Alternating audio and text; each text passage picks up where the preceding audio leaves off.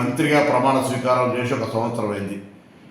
శాఖల పరంగా, ప్రభుత్వ పరిపాలన పరంగా రేవంత్ రెడ్డి గారు ముఖ్యమంత్రిగా, బట్టి విక్రమార్క గారు ఉప ముఖ్యమంత్రిగా, సహచర క్యాబినెట్ మంత్రులు, శాసనసభ్యులు, శాసనమండలి సభ్యులు, కార్యకర్తలందరి సహకారంతో, అధికారుల సహకారంతో ఒక ప్రజాసేవ లోపల సంతృప్తికరంగా సేవ చేసినాం.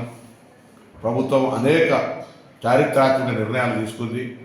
ముఖ్యంగా రైతాంగ రుణమాఫీ కావచ్చు, 200 యూనిట్ల ఉచిత విద్యుత్ కావచ్చు, 500 సిలిండర్ కావచ్చు, లేదా తెలంగాణ అక్క చెల్లెలందరికీ ఉచితంగా మహిళలు బస్ ప్రయాణం చేయడం కావచ్చు, ఒక విద్యార్థి నాయకుడిగా గతంలో ఉద్యమించిన హక్కు అయినటువంటి పిల్లల బస్ ఛార్జీలు పెంచడం కావచ్చు, ఈ విధంగా అనేక రకాల సంక్షేమ కార్యక్రమాలు చేసిన ఈ ప్రభుత్వం తప్పకుండా భవిష్యత్తు 4 ఏళ్లలో మేము ఇచ్చిన హామీలన్నీ పూర్తి చేస్తామనే విషయాన్ని తెలియజేస్తూ, ఆ విధంగా ప్రజలంతా ఈ ప్రభుత్వాన్ని ఆశీర్వదించాలి. ఈ మొదటి సంవత్సరం పూర్తి చేసుకుంటున్న సందర్భంగాని కోరుతూ అందరికీ నా హృదయపూర్వక నమస్కారాలు తెలియజేస్తాను.